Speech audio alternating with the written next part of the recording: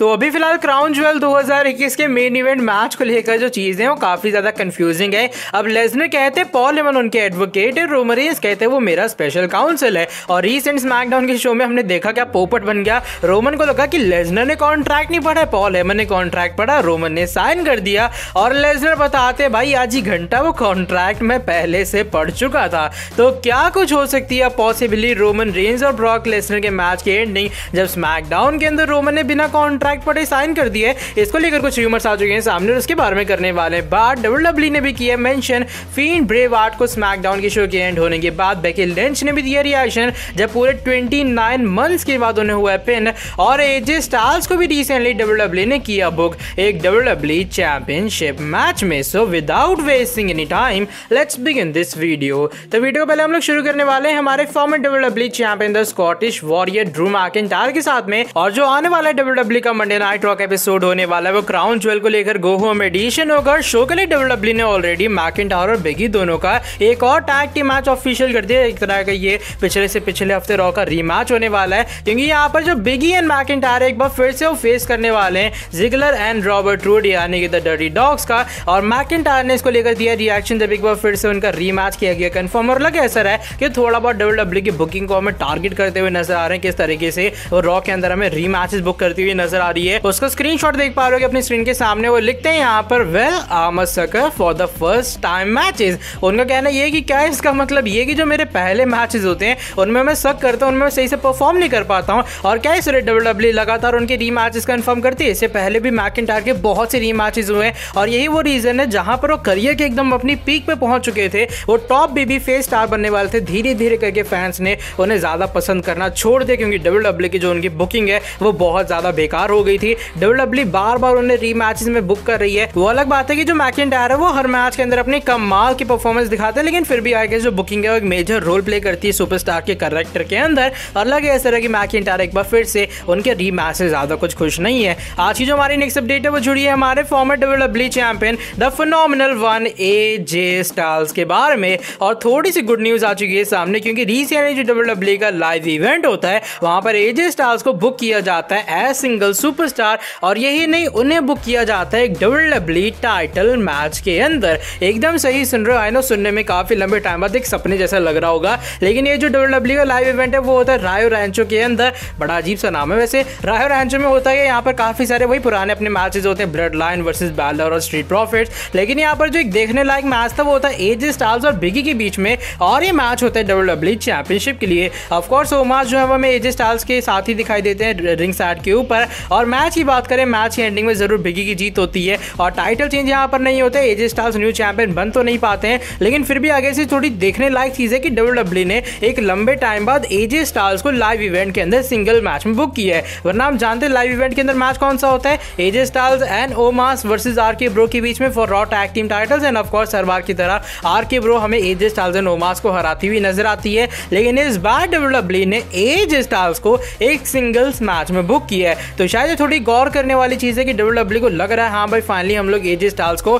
Single matches के अंदर आने वाले टाइम में बुक करें। उनके अंदर कैपेबिलिटी काफी ज्यादा है एज सिंगल सुपरस्टार। और आई नो मेरी तरह बहुत से लोगों को बिल्कुल भी वेट नहीं हो रहा होगा कभी एजे स्टाइल्स एक बार फिर से सिंगल सुपरस्टार बनेंगे। और हाँ ज्यादा तो नहीं, लेकिन मेरे हिसाब से थोड़ी सी उम्मीद थी किरण और जगी है कि एजे स्टाइल्स को काफी जल्दी अच्छी बुकिंग मिलने वाली डब्ल्यूडब्ल्यूई के अंदर। लेकिन अब हम लोग बढ़ लेते हैं आज की हमारी नेक्स्ट अपडेट की तरफ। ये जुड़ी इस बार हमारी current SmackDown women's champion the man Becky Lynch के बारे में। रीसेंट स्मैकडाउन की शो के अंदर जो कि सुपर साइज स्मैकडाउन था, वहां पर बेकी लिंच और साशा बैंक्स ने क्या कमाल का मैच दिया रीसेंट स्मैकडाउन की हिस्ट्री के अंदर। और मैच की एंडिंग कुछ इस तरीके से होती है, बियांका बिलेर थोड़ी मदद करती हैं और साशा बैंक्स हमें पिन के साथ एक क्लीन वे में हराती हुई नजर आती हैं बेकी लिंच को। आई गेस सभी यही सोच रहे थे कि मैच की जो इंटरफेरेंस वगैरह होगी और उसके बाद जो मैच है वो हमें खत्म होता हुआ नजर आएगा, या फिर बेकी लिंच की जीत होने वाली या फिर नो डिस्क्वालिफिकेशन में डिस्क्वालिफिकेशन वगैरह हो जाएगी। लेकिन जो बेकी लिंच को पिन है, जिन लोगों को नहीं पता, ये हुआ टोटल 29 मंथ्स के बाद, क्योंकि जब वो अभी फिलहाल डब्ल्यूडब्ल्यूई से बाहर गई थी अपने प्रेगनेंसी के कारण, उससे पहले भी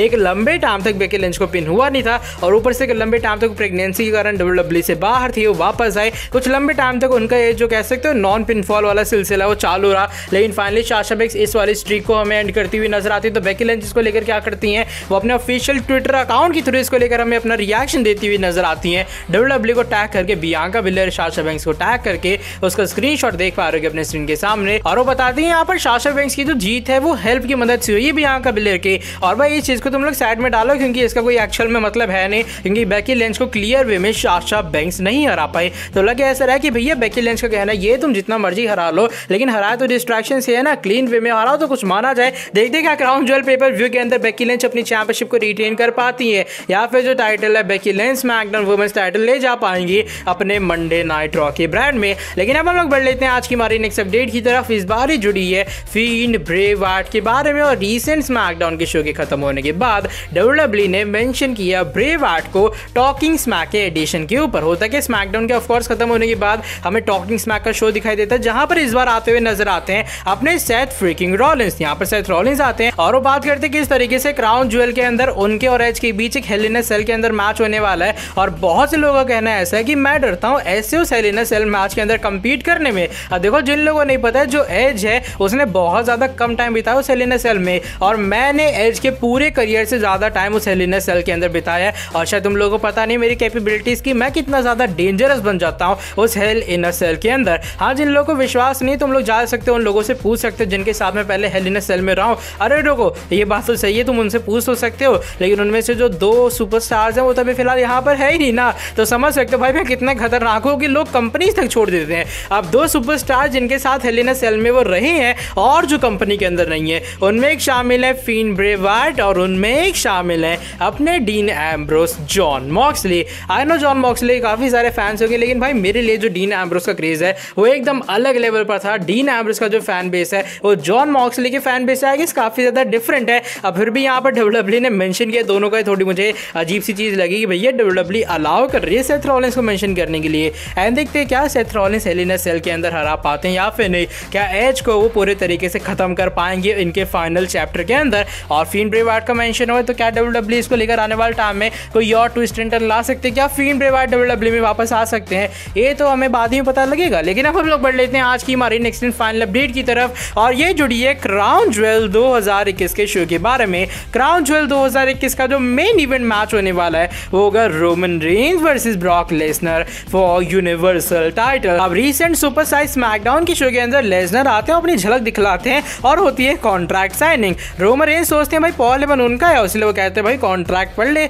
और उसका कॉन्ट्रैक्ट पढ़ने के बाद रोमन रेंज कर देते हैं साइन। वो ऑफर करते हैं लेसनर को कि भैया अब तू भी साइन कर दे। लेसनर बिना पढ़े एक लंबे चौड़े साइन कर डालते जो कि पूरे कॉन्ट्रैक्ट से ज्यादा बड़े थे, और उसके बाद वो कहते हैं कि भाई रोमन रेंज ये ले मैंने साइन कर दिया। रोमन कहते तेरे में दिमाग है या फिर कॉन्ट्रैक्ट तो पहले पढ़ लेता, अब तू इतना ज्यादा बेवकूफ कैसे हो सकता है। वो कहते हैं रोमन शायद तुझे नहीं पता, मैंने जो कॉन्ट्रैक्ट है अपने एडवोकेट के साथ पहले पढ़ लिया था सुपर साइज स्मैकडाउन से पहले। अब रोमन रेंज सोचते कहीं मेरा पोपट तो नहीं होगा क्योंकि मैंने कॉन्ट्रैक्ट पढ़ा नहीं, लेसनर पॉल है मैंने कॉन्ट्रैक्ट पढ़ लिया है, कहीं ऐसा तो नहीं कि मेरा पोपट बन जाएगा। तो इसको लेकर कुछ अपडेट्स आई हैं सामने, और अपडेट्स के अकॉर्डिंग जो WWE में भी एंडिंग प्लान कर सकती है वो जैसा हम जानते हैं कि रीमैच के लिए होगी, और ऐसा भी हो सकता है ये जो मैच है वो हमें नो कॉन्टेस्ट के अंदर एंड होता हुआ नजर आए। आपको याद होगा WWE के अंदर पहले भी इन दोनों का मैच हुआ था सऊदी अरेबिया के शो के अंदर, आई गेस वो PPV था, ग्रेटेस्ट रॉयल रंबल स्टील के मैच हुआ था। मैच की जो एंडिंग है वो वहां पे भी कंट्रोवर्सी वाली हुई थी। WWE यही सेम चीज करने वाले क्राउन ज्वेल 2021 के अंदर।